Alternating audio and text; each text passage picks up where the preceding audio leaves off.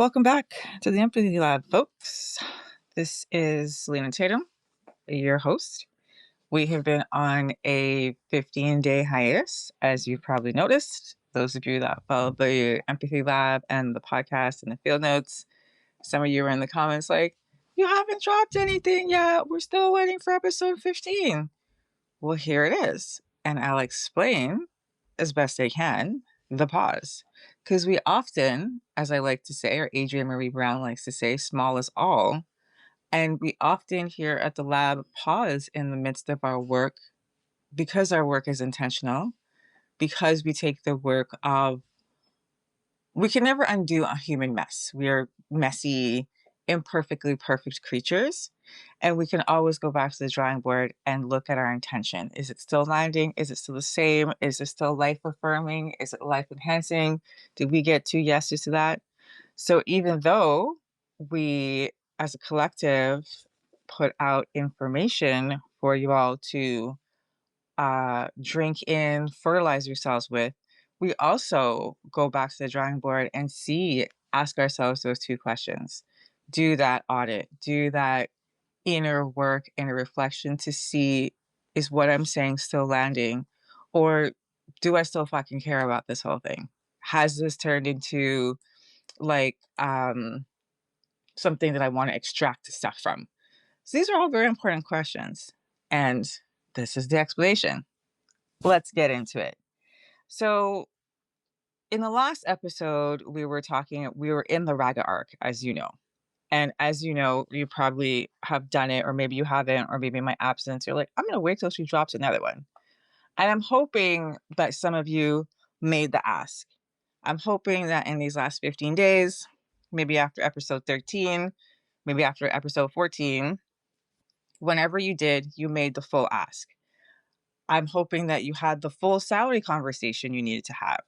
I'm hoping that you're at the kitchen table with your partners on the balcony or in the gardens having those conversations, naming the full need, the full want, instead of what I was calling, or what we call here in the lab, the minimum viable version. I'm hoping that maybe you sent that pitch. I'm hoping that you press sent on that proposal. I'm hoping that in a text message that you sent, you asked for exactly what you wanted with zero tail on it, trying to make it approachable and manageable for somebody else. I'm hoping that you did nothing to manage anybody's expectations of yourself. I'm hoping that you were able to do one of those things, be in one of those rooms. And I want to hope today that you did the thing, the whole ask, clean, no buffer. And I'm hoping that no one sent a follow-up, because this is the arc of today's episode, which is the apology after the ask. Why we're sorry for wanting what we want. So like I said, maybe you did the whole thing. Maybe you gave the whole ask. It was clean, it was sovereign, no buffer. And then maybe you sent the follow-up. And if you did, listener, or whoever's listening, let's get into it. Maybe you sent the text that said, obviously, totally fine if it doesn't work for you. Or maybe you sent the email that opened up with a, sorry for the long message, I know you're busy. Or maybe it was the DM that walked back half of what you just asked for. Voice note to a friend that explained what you asked in so much detail that by the end of it, whatever you were asking for has now become buried because you filled it up with space. And as I said earlier, we spent the last 2 episodes mapping what is known as the klesha called ragas, which is mapping the ask before it exits, the pre-negotiation, the internal auction, the self-discount. Today, we're looking at what happens after you do the damn thing. What we call, or what I call, the retroactive apology. It's the wanting that gets spoken and then it's immediately walk back. Like, as soon as you say, you're like, and then you shrink inside and you walk it back. And we do this not because the ask is wrong, because being witnessed in our full self felt like too much exposure for us to hold. It's really subtle, guys. It happens so fast because we're always trying to put a damper on our own shine. Imagine we're all stars out there and like stars who are in the sky just shining, and we're only seeing them now after bajillion years after they explode. They would try to dull themselves. This is what we do, when we feel like, oh my gosh, this was too much exposure. I need to walk this back. And I want to say that this is probably the most honest episode. All of my episodes are super honest. This one just gets right into it, right? And I don't want anyone to feel bad about it. I don't want anyone to feel like, oh my God, where am I in all this? We're going to get it together. So we're going to look at right now when Ragus collapses into Dervasia. Okay, so what's happening right now, and I keep using my little buffer tail words, I'm really sorry. This is where the architecture gets more complex, right? This is where the want collapses into the aversion, the retreat. So you stated the want, Ragus in there, desire, and then you retreat away from it. So here's how we're going to break it down. And I'm pretty sure after I break it down, you know this feeling as well. Here we go. You've just said something true, like I said before. You asked for something real. You named it at full price without a discount. So when I say full price, I'm not talking negotiation. I'm talking you just said the damn thing. And you didn't walk it back after. And then in the seconds, hours, or sometimes days that follow, you start to feel something inside of you that feels like regret, but it's not quite regret. And it's a feeling in there that you can't really put your finger on. And interestingly enough, no one has taught us this in school. This feeling is way more specific. This feeling is the desperate urge to undo what we've done. Like, holy shit. Okay, let's cover it up, right? We want to undo the exposure. We want to take back the visibility of the want before that response arrives. In essence, it's to make yourself smaller again before the other person decides whether your full size is too much. So maybe you want to pause, rewind, and come back and have me say that again so that it lands. Because as I said just before, Dervasia is a felt experience. It's so subtle, and these last cliches that we're in are the most almost invisible. And so in tantric philosophy, like I've been extolling on because I live in tantric philosophy. This is the moment when raga, so the clinging to approval, the attachment to the yes that we want, collapses into the opposite. And I said, we are creatures that are messy. We say we want something, then we don't want something, and then we want the thing, and we don't want the thing, and it's not good enough, right? So the clinging to the approval, the attachment to the yes, I want this, I want this, I want this, collapses into the opposite. Maybe I don't want it that much. And that opposite is called Dervasia, DVSHA, or the aversion. It's the retreat from the thing we just reached towards. Dervasia is the klesha of pushing something away. And in the context of asking, it looks like this. What you wanted was so visible in that moment. The exposure was so complete because you were so clear that the nervous system, so our nervous system's first response is to retract. It's like when you touch a flower and it closes. Our nervous system's response is to apologize, to then preemptively manage the other person's reaction before they've even had one. Can you fucking believe what we do? I want a raise. Okay, oh my God, maybe that was too much. Okay, let me try and package this for my boss so that, yes, I want the raise, but it doesn't seem like the raise, so that they don't feel like I'm asking for too much because I think I'm the shit, but I shouldn't. It's so subtle, guys. And we all do this. We actually do this every single day in every exchange that we have with another human being. Not with an animal, with another human being. But we are also animals. Let's continue. The retroactive apology is derivation action. It is the aversion to being seen in the full want. So you don't want anyone to see you being glorious. Let's take a Rihanna. Let's take a Beyonce. Let's take a Barack Obama. Let's take a Meryl Streep, Jamie Lee Curtis. I'm trying to think of a bunch of other folks. Catherine O'Hara. Rest in peace, Catherine. It's that. It's extraordinarily common. And I want you to hear me right now, okay? The aversion to being seen in your full wantingness of whatever it is. It's extraordinarily common that we apologize for wanting to be seen. Because listen to me, folks, as anthropologists, we live in a culture.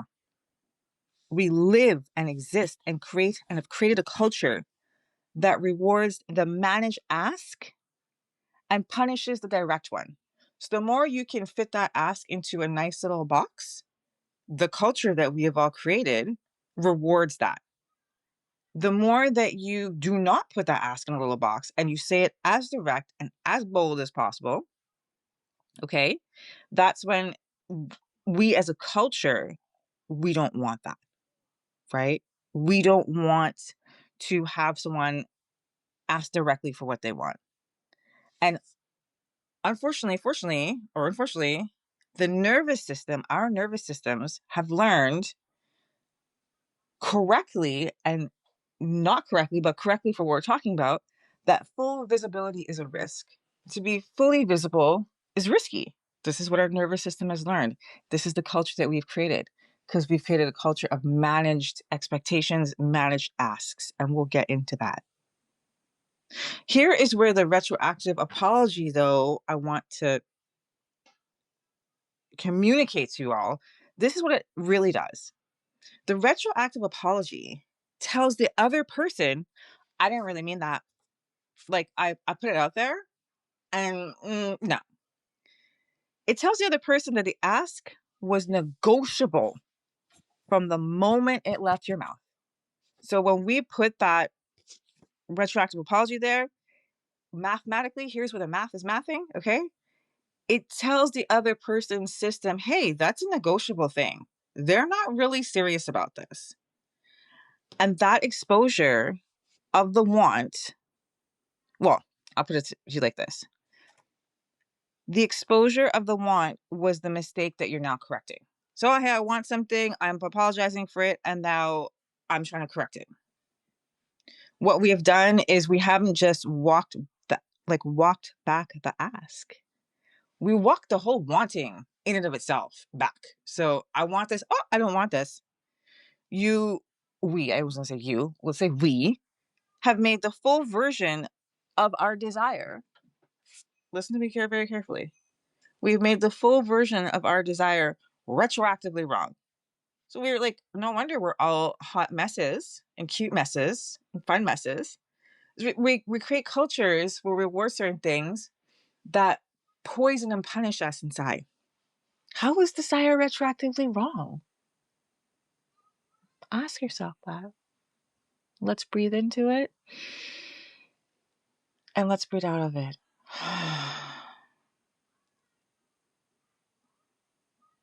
It's really important that we complete a gesture. Some of the very amazing folks that I base my research on write about the importance of completing gestures. Audre Lorde, Toni Morrison, Zora Neale Hurston. You want to talk about an amazing anthropologist? Zora Neale Hurston.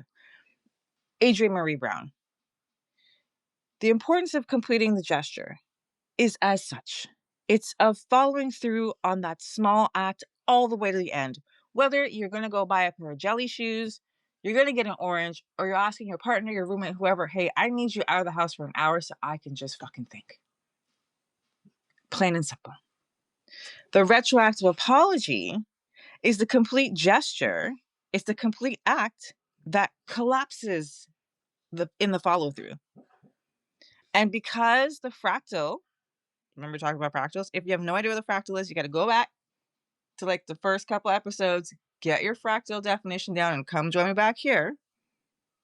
And because the fractal holds, an incomplete gesture at the small scale teaches the nervous system, so your hardwired electricity, that sovereignty is not sustainable, that the full want always needs to be walked back eventually. This is what we teach ourselves. And you know what's really fucked up? This is what we teach our kids. And then we wonder why they will not say the damn thing. right? The clean clothes. So when you just say it, boom, let it hang there in the air, is the completion of the gesture. It's the act that holds the ask in place after it's been made without a retroactive apology until the other person responds. Everyone's like, what the hell is a clean close? You say the thing, you just leave it there and you count to 10. I'm going to walk you through it in a minute. You say what you guys do, you count to 10, you leave it there, bang, bang, boom. Here we go. So, I always give you a field guide. I really try to not be repetitive, but I am. I am into structures. I am into putting things in place for people to follow, right? So here's what we're going to look at. We're going to look at how we walk these things back. And I'll use myself as an example in all of this so that as we move through the three areas that most of us, I can't say most of us, because I don't know what y'all are out there doing. You're probably out there doing amazing things. But as you're in these rooms of life, through me, you start to see yourself. Because how the hell else am I going to be out here talking about this if I haven't actually done these experiments in real time and also caught myself in these things in real times when the victories and the grooves are kicking up and I'm like, do I want this thing? I don't want this thing. Maybe I was too big in my 5'10" frame. Let's get into it. So we're at work. I was I was sending an email earlier this week to we have like our people leaders. And it was about, I'd gone through the Tableau. I pulled some data. I was like, whoa, oh my God, check this out. I figured this out. I'm not a Tableau. Like, for those of you who use Tableau, power to you. Maybe you want to write me in the comments and be like, hey, I can give you a crash course because Selena and Tableau, hey, got everything done. I was like, okay, pull the reports, put everything together, one in Excel, then shut down Excel, everything perfect. I sent it to my people leader. Here's the actual data. Here's what's happening. Here's how the empathy patch is and isn't working right now. Okay. No apology. Bam. I'm the persona person. Boom. This is what it is. Super cool. I was super jazzed about my 1-page report. I'm going to tell you guys this right now. And then I waited. I sent it and I waited. And then Thursday came. And then Friday, we're supposed to have our meeting. I'm like, okay, yeah, cool. Friday, they're not there. Okay. Now I'm like, well, did you read it? Did you not read it? So I always send my things early, right? I mean, I always send anything I'm going to present early so that if I'm coming out the clouds with something, someone will walk me back on that. So I'm waiting and I'm thinking, okay, well, maybe they're not like saying anything because this is complete bogus. Maybe I didn't get the Tableau stuff. Maybe I read all of this data wrong. And I just want to pause for a cause here, folks. Like, those of us that know our game, like our name, okay, we will do this. Even though we know that math, we're like, maybe I didn't get it right. And that's anxiety, right? And my victory anxiety hit the fucking roof. And I want to send that follow-up.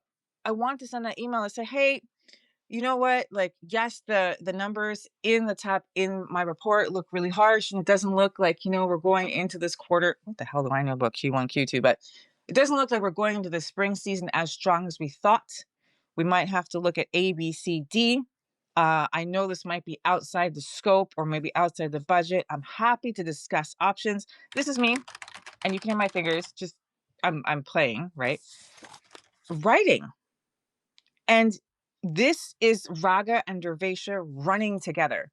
So your girl, your hostess with the mostess, is like on her game, like the little Miss Drama Tour with this Tableau, with this information, knows it's solid as a rock. And still, I felt the urge to walk it back. And I'm looking at these two creatures running in sequence, just coming down that field. The attachment to the yes, your shit was amazing, Selena, fired Raga's pre-negotiation. I held my ground anyway.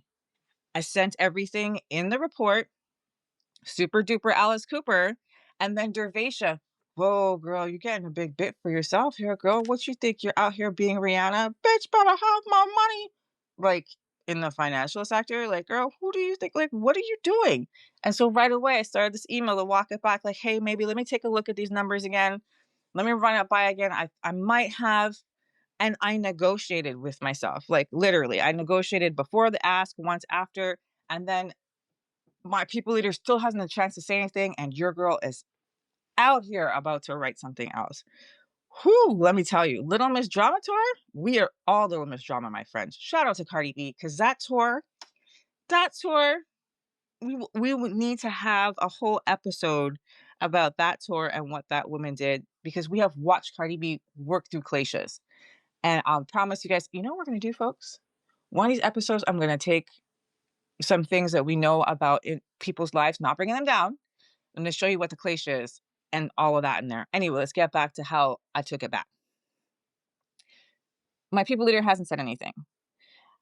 The Dervasia tax. Okay, so when we have Ragger and Dervasia running in the same sequence, the tax I paid on that is that I indicated that my rates were soft. I put my report out there, thought I was really queen bee with it, walked it back, and that walking back indicates the other person's nervous system. They weren't really too sure about this anyway. Crazy, right? I indicated that my rate was soft, that the ask was just a starting position. So the ask, here's my report, this is what Tableau says, can't argue with it. But I made it such that he could have. And every future negotiation with them, this is me in my mind, I was like, yo, Selena, every future negotiation you have with them is going to start from the discounted number because you came with a follow-up. Now, I want to tell you all, I wrote the email. I was taking everything back. I didn't hit send. And this one, I'm going to be real with you guys. When these things are running super high octane in your mind, in your body, write the thing. Get your voice notes out. Say the thing. Don't send it. Give yourself, if you can count to 5, if you can count to 9, okay? And after 9, you're like, it's life affirming and life ahead and it's thing to send it. Do you? If at 9, you're like, it's life affirming and life enhancing for me to leave it as it is, then we leave it as it is. And we've got to give ourselves time to go through those maneuvers. The thing is, we do not ever give ourselves time. We teach our children that they're running out of time, so they never get to feel the full arc of their emotions, and they're running up in glaciers as they get older. As adults or as larger folks or whatever, however you want to, people with more breathing time on earth, we don't give ourselves time to do these things. We don't stop ourselves because the cliches, the 5 things that we've been talking about run rampant all over the place. So that was the work thing. Same week, right? I did the thing, didn't send the email. I counted to 27. Okay. So if you want to use my count of 27, go right ahead. Because I'm going to tell you something. By the time you hit 11, you might not be thinking about what you thought you were doing. But it takes time, though. It doesn't happen on the first try. So here we are. Didn't send my email. Okay, we're feeling cool. Breathe in, breathe out. Whew. All right. Caught myself in a glacial storm before it happened. I work from home. I'm at home. Here we are. Didn't send it. Feeling really good. The day's going through. We do the homeschooling, the whole 9 yards. Talking at home. I name my full need. Hey, I absolutely, positively need this. Okay. The real cost of what I required. I need it here. I need it like this. And what happens? The room shifted. Now, is the room shifting? We can't really say because that's based on our perception and our perspective, which we have to say right now with a big push pin is colored by our klesha in that moment. And so did the room shift? Probably not. Did I think it shift? Yeah, I did. Did my partner get quiet? Probably not. Did I think it was too quiet for me in those 2 minutes? Yep. Defensive? Absolutely not. Did they not respond the way I needed them to? Not really. Just got quiet. And in that silence, okay, I wanted to walk the thing back because I do a lot of things. Homeschool mom, work from home, all the things. So, we are both holding down islands that come together that form Patagonia when we're together. And so I made my ask. I didn't come in with It's not that big of a deal. I did come in with forget I said anything. And then again, I'm catching myself. I'm catching, oh shit, my word hold isn't holding. Holy crap. I'm preemptively negotiating myself out of this because I don't want him to feel uncomfortable. The wanting started to retreat. So my need to have 90 minutes to myself with everybody, cats, dogs, children away, so I could just look at things, I saw that start to just disintegrate. It's just going away because I'm like, you know what? Forget I said anything because like we have a bunch of stuff and we could probably do this on the weekend. I could probably carve out some time for myself on the weekend. I'm retreating my wants before my partner had any time to respond to it. I'm scaling it back because I'm feeling, oh, that's a minor. I am a major inconvenience to this person. Who the fuck? My partner's never said anything like that. My partner's my husband. He listens to my podcast. He proofreads my stuff. Never in God's grace ever said or ever alluded to anything like that. Where does my brain go and everyone else's brain goes? Oh, they're quiet because they're mad at me. Or I shouldn't have asked that. Now, the structure of this, okay, we mapped in the blocker arc, right? The system pushback. So when life pushbacks at us or delivers us a life truck, we mapped that in the blocker arc. And I want to say that what we mapped in those arcs, so words that we weaponize against ourselves, against other people, create the fodder and conditions for dervasha. If the system sends a freeze back, a temperature drop, silence, a defensive response, our nervous systems read that freeze as confirmation that that ass was too fucking much. You came out yourself in that one. You need to walk that back. Dervasha fires, and the aversion to the exposure of saying, I need 90 minutes to myself with nobody here, produces a retroactive apology. Hey, you know what? Forget I said anything. We can figure this out on the weekend when we're both at home. And the original ask, what I wanted to say I needed, gets retracted before they even have a chance to process this. They being your partner, in my case, my husband. And the tax remains the same. Whatever it is I needed remained unmet. Now I'm going to preempt this with, I finally came out of myself, walked into the garage, walked back into the kitchen and was like, you know what? That when I say, you know what? It's when I have caught myself in dervation. When I caught myself cutting my needs, my wants down to make someone else comfortable because I think what I want is going to make them comfortable. Well, that's kind of controlling, don't you think? That's really grippy over there.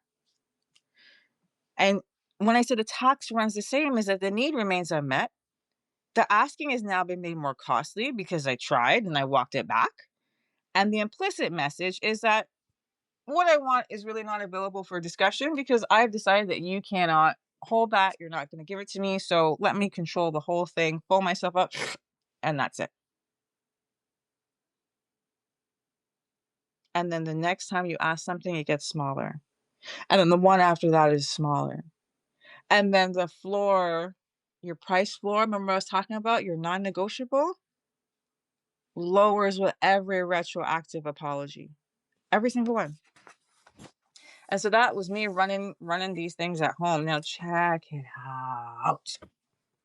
And this is within like the 15 days that I haven't run the podcast, right? I put out a Substack. I did a LinkedIn article for those of you that are following me on LinkedIn and want to use this stuff for your corporate development or your workplace development.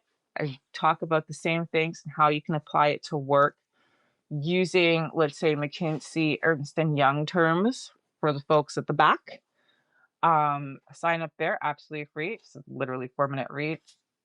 And this, I'm running you through Raga and Dervasha because this is what I went through. And instead of saying, okay, well, this is the apology at work, this is the apology at home, let me show you what Selena was doing so you can see yourself in me. I'm running the same game here. Now, we do this to ourselves inside as well. So you heard about my people leader thing where it's like, I was going to say, please, maybe not, didn't send the email, counted to 27 because that's your girl's trigger, 27, scale it back.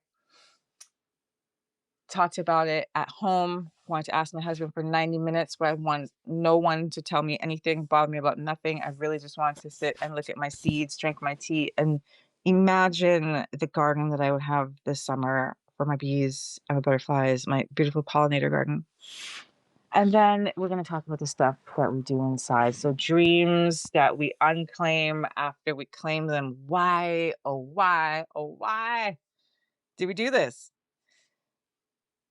So, it's your girl. I was telling somebody about the real work being the empathy lab, right? The real work being me figuring out what the empathy patch is. The real work being the novel that I'm working on, the space drama that I'm working on, right? The full version.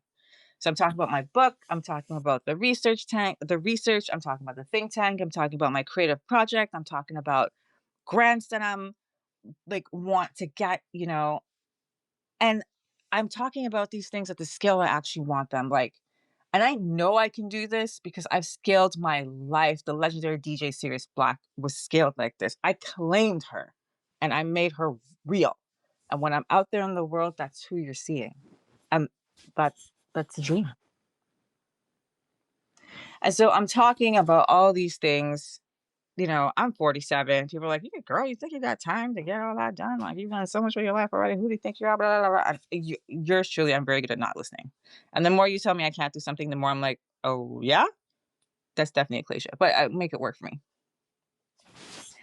And so I'm sharing my dreams, and we always have folks that are going to respond with something well-meaning.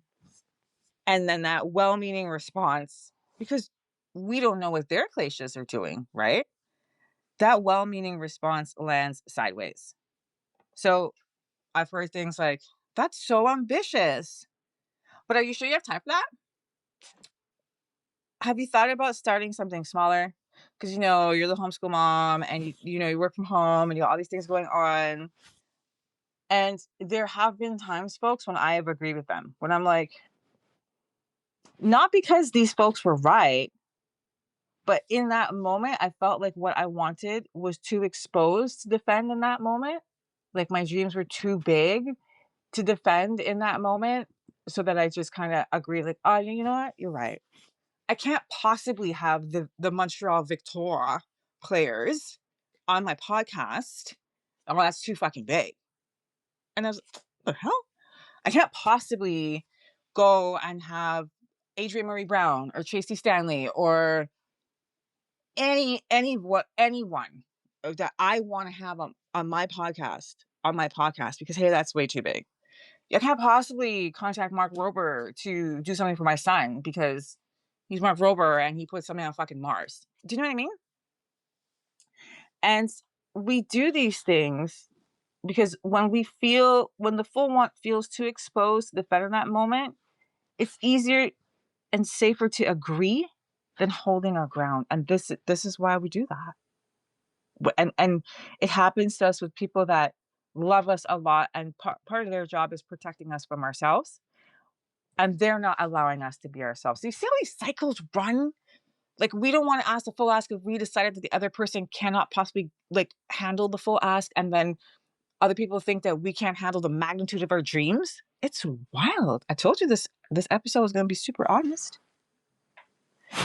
And what I've just talked about, friends, is Dervasia at its quietest and most expansive. Nobody asked you to walk back your dream. I'm going to say it to me. Nobody asked you to walk back your dream, Selena. The pushback was gentle, as we know, probably well-intentioned. And the wanting was so new to being fully claimed, so unaccustomed to being above ground, that the first sign of friction caused retreat. We're in spring now, right? So the ground is getting warmer. We should be able to plant things. And also we do have little, like last night, it was the 19th yesterday. So it was super nice on Saturday, and yesterday was raining, and then it was down to -2, and I woke up to snow dust on the floor. And that's a sign of friction, right? Like, here comes spring, boom, snow, right? Nature does it. The retroactive apology that we do to ourselves is not a text or an email. The retroactive apology, when we're sharing a dream, it's one sentence and you've probably said it. I've said it. Yeah, you're probably right. Yeah, I should start something smaller, something more like attainable, something that fits. And the tax that we pay here is that the dream goes back underground. It's not gone. It never goes away. It goes back to being a private want, a someday want, a thing you'll get to, when everything is just right. And we know that the conditions will always have something wrong with them, because we know the real obstacle is not the conditions. The real obstacle is our willingness to hold that full dream in its full claim in the open, in the light, against mild friction. And I'm going to be super duper Alice Cooper honest with you. This is the last one that I was struggling with for the last 15 days. Empathy, love. Dream I claimed. Huge. Big, big, big, big. And will I have time? Will I not have time? 15 days. She almost went back under. And I said, you know what? No, I'm going to hold this fully, alive, open, no shits, zero fucks given. Whether I have one person listening or zero people listening to me, I'm going to hold it because it's mine. And I want to see this thing go where it needs to go.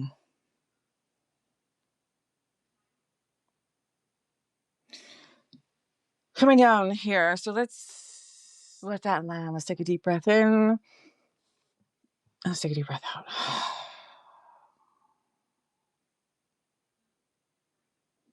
How do we redesign these things that we do to ourselves, that we now realize are cultural, and that we're participating in the cultural exhibition of these things? Some people call it the clean clothes. You can call it what you want. It's not a communication technique at all. It's what we call the completion of an act. So those of you that followed knows that every episode in this arc moves with an intervention point. So the whole ask put the full want in the room. The price floor episode set the number before the auction opened. So this is what my thing is worth, what I feel I'm worth, my thing that I'm putting out there. I'm not going underneath that number. And the clean close is what happens after the ask lands. It's holding the full want in the open without an apology until the other person responds. So you're not saying, oh, I'm not, whatever we're saying, so that they start to respond. You just say a thing, blap, and the clean close will count in 27. It can happen in 2 moves or 1 move. Pick either one that you like. Move 1. After you ask for the thing, say nothing. Not a follow-up text, not a softening email, not even, I know it's a lot, or obviously it's totally fine if not. After the whole ask at full price, nothing. Say the thing, full price. I want a day off. I want you to do dishes. You follow up with 0 things. Let what you've said, the ask, sit in the space between you and the other person. That space is not empty. No amount of space is empty. I mean, it is empty, but it's not empty. That space is where the other person gets to process the ask. Your job is to let them process it without rescuing them from the weight of the real want by making it smaller. Okay? So that's move number 1. Move number 2, same. Choose your fighter. That's not how I'm going to end all of my podcasts. Pick your fighter, okay? Move 2, you hold the silence until they speak. This is what we call the void hold, or the hold applied after the ask. The silence after the full want has been spoken is not a failure. It is not evidence that you asked for too much. Is the other person receiving the ask at full size? which takes longer, folks, you got to give them time, than receiving a discounted version. Dervatia will always fire in that silence. The aversion to being seen will fire right in that moment. The urge to apologize, to soften, to take it back will peak. I would like us to notice it, name it internally, and then as we did in move 1, we do not send a text. We do not do anything. We hold the floor until the person responds. We give them the privilege of responding to you after being able to see, feel, and hear that whole ask. When they respond, you then respond to what they said, not to what you feared they would say. So real response, holding.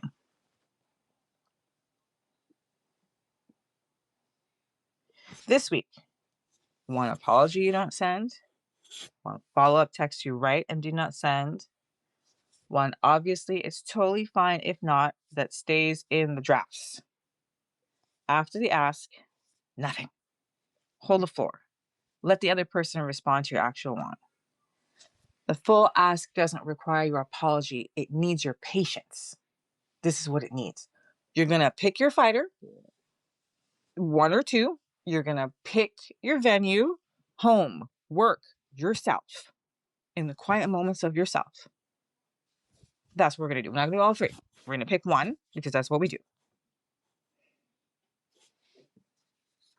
So we've had 3 episodes. Well, 2 and then 1 with some time. I let the other ones land. 3 layers of the same architecture. The whole ask we talked about, and I taught you to state the full want. The price floor taught you to know your number, your non-negotiable forever. And the clean close is teaching you how to hold this want in the open, not gripping it. We're not fists, hands, palms open. Shout out to Kitsy. Palms open, without apology, until the other person responds. Together, what those 3 things do, they are the completion of the gestures that the blocker arc made possible. If someone in the comments is like, what is a blocker arc? Go back to episode 9, 10, 11. Go back up there and then come back and meet me here. You cleared the ground. You stop subtracting yourself. And now you plant something. Full price, no apology. And you let it be seen. AMB writes, small is good. Small is all. The small completion of the gesture, what we've been talking about, the unsent apology text, the rate held at the floor, the dream claimed and not walked back at the first time of friction, is the fractals. It is the pattern that repeats at every scale. Get right in one conversation this week. That's enough. That's all. Just pick your venue, pick your fighter. That's all. And now the raga arc, the arc of desire. And you're probably going to have to go back and listen to these 3 more than once, because I said it's very subtle, very, very subtle. So subtle you can almost miss it. And thus, folks, the raga arc is complete. The wanting that we all have, it is no longer wrong. The ask is no longer too much. You are everything. This has been the Empathy Lab, folks. Thank you so much for tuning in for 44 minutes. I'm Tatum. I want you to stay hydrated. I want you to get some sun if you can. Breathe in some fresh air. Treat yourself gently. Remember, small is all. What you do on a small scale to a big scale. So I want you to take small actions with yourself this week that make you feel divine. This week in the stars, it's a hectic. Mars and Saturn are in it. Mercury's coming at Mars or Saturn, and we're in frustration management this week, folks. It's also 420 today, so I'm dropping this episode on 420. And for those of you that if you know, you know, you know. I will see you all very, very soon. In the meantime, track yourselves this week. Pay attention to yourselves. Ask for all the things you want: chocolate, card, everything. And after you make the ask, let it holes. Keep it there. All right, y'all. Stay anchored. Peace.